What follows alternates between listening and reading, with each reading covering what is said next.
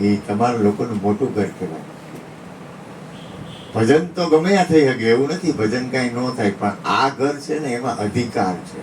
આ ઘરમાં તો જેટલી દિવ્યતા મળે, કાલે નહીં, કાલ તો હું દવાખાને ગયો તો પરમદી ને કાલ વયો ગયો દવાખાને, પરમદી હું બ્રહ્મ મુહૂર્તમાં બેઠો હતો ને ભગવાન, એટલી આ ઘરમાં દિવ્યતા હતી. એ હું નથી માનતો કે એટલી આપણા સંસારના વાતાવરણના ઘરમાં દિવ્યતા મળે. બ્રહ્મ મુહૂર્તમાં બેઠો એટલું અદભુત, માળી હું ખોટું નહીં બોલું, એટલું કલ્યાણકારી વાતાવરણ હતું આ ઘરમાં. કારણ કે અહીંયા કૃષ્ણ, જ્યોતિમાં, જીવન બાપા અને અનંત મહાપુરુષો, કેટલા બધા સત્પુરુષોનો અહીંયા વાસ છે ભાઈ. આ કોઈ જેવી તેવી ચીજ નથી, જેવી તેવી જગ્યા નથી. આની પહેલા ખાલી તમારા જીવનની તમે ખાલી કિંમત કરો ને તો આ ભૂમિમાં હું તમને કહું, કોઈ પણ વ્યક્તિને 12 વર્ષે સિદ્ધિ પ્રાપ્ત થાય, 40 વર્ષ ત્યાં પરમાત્માનું નામ ભજન સત્સંગ આલે છે, એની ખાલી થોડીક કિંમત કરો, થોડીક, જાજી નહીં. તમે થોડીક કિંમત કરશો ને તો તમારા અંતરાત્માની અંદર તમને એક વસ્તુની મારી ગેરંટી આપું, ગમે એવો તાપ વાળો હોય ને, માં ગીતામાં ગમે એવો તાપ હોય ને એને એકવાર લઈ આવજો. ત્રિવિધ તાપ હોય ને, આદિ વ્યાધિ ઉપાધિ, એને ખાલી 5 મિનિટ બેહાડજો. એના મારો તો અનુભવ છે, એમ કે મને શાંતિ થઈ. ભૂપેનભાઈને હિસાબે, યુટ્યુબની હિસાબે મને અમેરિકા, કોડીનાર, ભાવનગર, જામનગર, ચારે કોરથી મને ફોન આવે, તમે કેવો સત્સંગ આલે. એની ખાલી કિંમત થાય ને, તમને ખાલી કિંમત, ભગવાન તમને કહું, ખાલી કિંમત થાય ને તો તમારા અંદર આહુડાની ધારું થાય કે આ દ્વાર કેવો છે. તમે ખાલી વિચાર કરો, જંગલમાં ભજન કરે ને તો એને એક સાઈડ મળે, જંગલમાં જ ભજન થાય. આ તો આખા ગામની વચારે જંગલથી પણ દિવ્ય વાતાવરણ. જંગલમાં તો હરિહર કરાવવું તો ગોતવા જવા પડે. જંગલ આ તમને હું જેમ કહું છું, તમે જંગલ કરતા પણ જંગલમાં તો એક જ મહાપુરુષ પોતાને એકલાનું કલ્યાણ કરતો હોય, અહીંયા તો કેટલા જીવનું કલ્યાણ થાય છે. તમે ખાલી નેગેટિવ ન વિચારો, પોઝિટિવ વિચારો. સારી વસ્તુ. મારે છે ને એક કોઈ વાત કરેલી, કે એક ભાઈ હતા ને, એને ગુરુ હતા, એને શિષ્ય એક કાગળ આપ્યો, બોર્ડ આપ્યું કાગળનું, અને એમાં એક ટપકું કર્યું. એટલે બધાને કીધું તમે લખો, તો બધાને કાળું ટપકું દેખાણું, કોઈને સફેદ વસ્તુ હતી ન દેખાણી. એટલે બધા લખ્યું વચ્ચે એક કાળું ટપકું છે, વચ્ચે એક કાળું ટપકું છે, વચ્ચે એક કાળું ટપકું. તમે અવગુણ શું કામ જુઓ છો? આમાં સારું છે એ લ્યો ને. હું અવગુણ જોઈશ તો એ મને જ નડવાના છે. હું કોઈના અવગુણ જોઈશ. આજમાં સચિન વાત થઈ, મને કે ઓલો છોકરો હનુમાનજીની ડેરી કરવાનો, ઘણા સારું બોલે ને ઘણા ન સારું બોલે. બસ જેને જે બોલવું બોલે, ભગવાનનું નામ તો લે ને. આપણે કરવાનું શું છે? આપણે પ્રભુનો આપણો ઉદ્દેશ શું છે? આ કરવા પાછળનો ઉદ્દેશ આપણે પ્રભુનું નામ છે.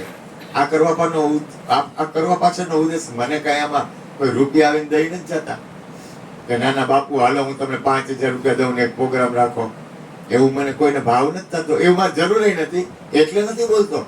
પણ તમે આમાંથી સારી વસ્તુ લ્યો. આપણે શું કામ સારું ન જાય? આપણી આંખમાંથી સારું જોઈએ તો સારું દેખાય. હું નબળું જોઉં તો મને નબળું દેખાય. શું કામ નબળું વિચારવું જોઈએ? અને હું નબળું વિચારું તો કોના પગ ઉપર કુહાડો મારું છું? હું કોઈનું નબળું વિચારું તો કોના પ્રથમ જ લક્ષણ હું મારા પગ ઉપર કુહાડો મારું છું. બીજા ઉપર તો હું કેમ લાગવાનો હતો? અને કદાચ હું અહીં ભજન કરું ન કરું, પણ કૃષ્ણ, જ્યોતિમાં, હરજીવન બાપાનું કોઈ દી ભજન બંધ થાય જ નહીં.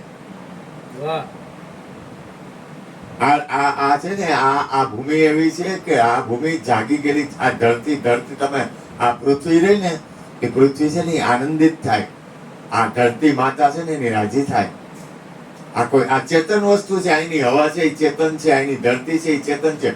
સંત જ્ઞાનેશ્વર જયારે એને ગુરુ મહિમા ગાયો ને, નિવૃત્તિનાથ ને, કા કૃષ્ણ એના ગુરુ નિવૃત્તિનાથ ને, એને ગુરુ મહિમા ગાયો તો કે મારા શરીરના પૃથ્વી તત્વ છે ને મારા ગુરુના ઘરમાં સમાઈ જાય.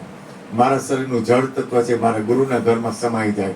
મારા શરીરનું અગ્નિ તત્વ છે મારા ગુરુના શરીરમાં સમાઈ જાય. મારા શરીરનું વાયુ તત્વ છે મારા ગુરુના ઘરમાં સમાઈ જાય. અને મારા શરીરનું આકાશ તત્વ છે મારા ગુરુના ઘરમાં સમાઈ જાય. વિચાર તો કરો, ગુરુના ઘરથી પ્રેમ કેવો થાય છે. તમારે આ વિશ્વની કોઈ પણ સંપત્તિ હોય, કોઈ પણ વસ્તુ તમારી પાસે હોય, કોઈ પણ સત્તા હોય, તમારી પાસે ગમે હોય, પણ મને એવું સમજાય છે ગુરુના ઘરથી મોટું કાંઈ નથી. હું તમને બંધાવાનું નથી કહેતો, પણ પરમાત્માનો પ્રેમ હોય, ભજન હોય, કીર્તન હોય, સત્સંગ હોય, એમાં તો તમે માણો. એમાં હું કામ વિચાર કરો છો? જ્યાં ભગવાનનું નામ લેવાય છે, જ્યાં પરમાત્માનું નામ, અને વિષય તો ભગવાન પડ્યા જ છે. તમે ન કરો તો વિષયો, તમે કાંઈ નહીં કરો તો વિષયો તો જગતમાં પડ્યા છે. તો અહીં કાંઈક વિષયથી કાંઈક વિશેષ છે. કૃષ્ણ આજે સત્સંગમાં કેવી સરસ વાત કરી ખબર? શરૂઆત કૃષ્ણનો સત્સંગ આવ્યો તો ખ્યાલ હોય, કાર્ય અને કારણ, એનેથી આખું જગત બંધાણું છે. કાર્ય એટલે શરીર અને કારણ એટલે મન. હવે મન અને શરીર મૂકીને બેહો ને, તમે તો બેહો, જેને જેમ કરવું એમ કરવા દે. અને એની ઉપર કીધું શબ્દ છે, એનો ન્યાય શબ્દ છે. અને શબ્દથી આગળ ગુરુએ તમને મૂકી દીધા. હું કામ હેરાન થાવ છે? તમને ગુરુએ ક્યાં મૂક્યા? અહીંયા તો એની યાદી કરો ને યાર. થાય એટલે ભલા કરને વાલે ભલાઈ કીએ જા. તમે ભલાઈ કરો ને, હું કામ બીજું વિચારો છો? હું કઈ ખીજાતો નથી, ભૂલ ન કરતા. તમે આનંદ કરો ને. આજ મેં ભૂપેનભાઈ વહેલો ફોન કર્યો, મને 9:30 આવી જતો એટલે સત્સંગમાં બધાને મજા આવી જાય. કારણ કે બોલો ભૂપેનભાઈ નો ટાઈમ 10:30 પોણા 11 નો. મેં કીધું વહેલા આવી જતો ને. ધવલને કીધું વહેલા આવી જાય તો શું થાય કે આ લાભ છે ને આખા વિશ્વને મળે છે. અહીંનો સત્સંગનો લાભ આખું વિશ્વ જોવે છે. અને એમાંથી કોકને, મને તો એકવાર હું આમ હાઈલો જતો હતો ને ભગવાન, તો એક જણો હું ભજનમાં ગયો હતો. મને કે બાપુ કે કેવો સત્સંગ તમારો, મને એમાંથી કેટલું બધું મળે છે. એ કે મારું જીવન આખું પડી ગયું. અમેરિકાથી એક બેનનો ફોન હતો. મને કે બાપુ હું છે ને, હું ડિપ્રેશનમાં આવી જાય, પણ આ સત્સંગ તમારો સાંભળ્યો ને હું બચી ગઈ. તો આની કિંમત જેને છે એને છે. તો આપણે તો આ તો તમારું પોતાનું છે. કોઈ પણ વસ્તુ હોય, કોઈ પણ વ્યક્તિને હીરો આપ્યો હોય, પણ હીરોની કિંમત છે ને એ બખાના વાળા ન કરી શકે, ઝવેરી કરે. એટલે હું વધારે નથી બોલતો, પણ મારું કેવું એમ છે કે તમે તમારા અંતરાત્માના કલ્યાણમાં તમારું ધ્યાન, તમારા અંતરાત્માનું કલ્યાણ હોય. આ બધું કરવા પાછળ મારે કોઈ લાલચ નથી. હું તો કાંઈ નથી. હું તો મારી કોઈ માલિકી નથી. પણ મને મારા ગુરુના દ્વારથી પ્રેમ છે. તમે પ્રેમ કરો ને યાર, શું લઈ જવું છે? હવે મારે કેવું થયું, આજ મારે ગોપાલભાઈ, મારા આ ભાઈ રહ્યા ને, આ ભાઈ તો મારે કોઈ લૌકિક સંબંધ નથી ને, કાંઈ સંબંધ નથી ને, પણ મારે ગોપાલભાઈને ફોન કરવાનો હતો. ફોન કરતા ગોપાલભાઈ ભૂલાઈ ગઈ. કે ગોપાલભાઈ મને ફોન આવ્યો. મને કે કા બાપુ કેમ છે? મેં કીધું હા હે. મેં કીધું હું તમને ભૂલી ગયો. તો કે મને તમે દેખાણા. આની પહેલા એની એને મારી હારે કેવો કોન્ટેક્ટ છે કે હું મારા મગજમાંથી નીકળી જાય, મને એ મારી વાત કરી દે કે બાપુ તબિયત કેમ છે? ખોબળી જાય મારી તબિયત બરોબર નથી. તમે વિચાર તો કરો, કાંઈ લેવા દેવા નથી, કાંઈ સંબંધ નથી, કાંઈ સગા. મને ખબર નથી કઈ જ્ઞાતિ છે. હું એની કોઈ નાત જાત કુળ કુટુંબ હગા વાલા ઉપદેશી નથી, કાંઈ નથી. તો એ મારી હારે કેવો તાળ જોડીને બેઠા છે. મને કાંઈ પણ થયું ને તો એ પ્રગટ થઈને બોલી જાય કે બાપુ તબિયત બરોબર નથી. તમને ક્યાં ખબર? તમને કોણ કીધું? તો કે મને એમને આભાસ થયો. આ એક વાર નહીં ને 4 પ્રમાણ મને આપેલા.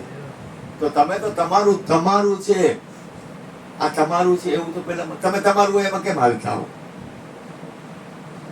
એમ મારો બાપ, હું માફી માંગુ છું, પણ તમે એવો પ્રેમ કરો, એવો પ્રેમ જગાડો, અને એવો પ્રેમ જ કરો. બસ કાંઈ ન કરો, બીજું ન વિચારો. વિચાર છે ને એ 2 ભાગમાં વેચાયેલું હોય, સારા અને નરસા.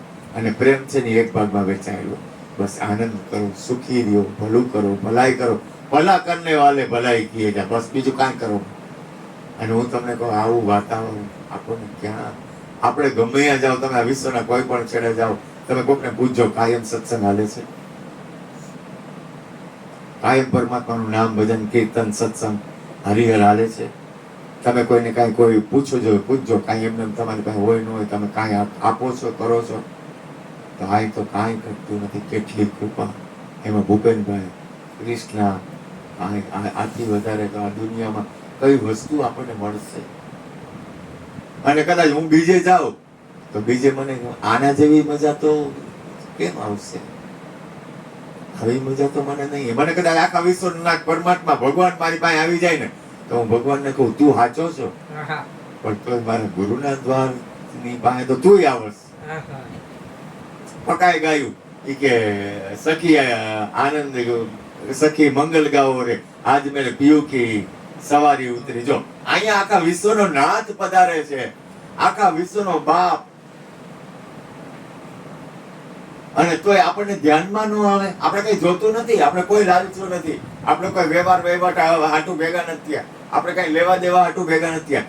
આખા વિશ્વનો નાથ પરમાત્મા, આ મારી માં, આ જો આ માને કાંઈ લેવા દેવા, ઓળખતી નથી મને. હું તો એક વર્ષથી યુટ્યુબમાં સાંભળીને ગોતીને આવ્યા અમે. એ ગોતતા ગોતતા આવ્યા અને મહાઅવતાર બાબાના શિષ્યના શિષ્ય છે. મહાઅવતાર બાબા એટલે તમે કોક દી સાંભળજો મહાઅવતાર બાબા, વિશ્વનો શહેનશાહ કહેવાય. એના શિષ્યના શિષ્ય છે. પણ જો એનો પ્રેમ જુઓ, આમાં કોઈ પ્રેમ સિવાય ભેગું થતું નથી. આ છોકરો કૃષ્ણના સાક્ષી ગુરુના દીકરાનો દીકરો છે.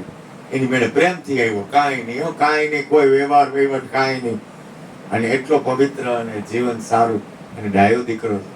આ ભાઈ કેટલા ડાય. તમે સારું જુઓ ને, સારું જોવામાં વાંધો શું છે? સદગુરુ મહારાજની જેમ. બાપુ બાલાભાઈ પહેલા તમે થોડું બોલ્યો, પછી આપણે કૈલાસ કરી બાપુને બોલવાનું. આનંદ કરાવો બાપ, બસ આનંદ આપો, સુખ આપો. જ્યોતિમાં કહેતા સુખ આપશો તો સુખ મળશે. હું કામ કોઈ તકલીફ દેવી જોઈએ?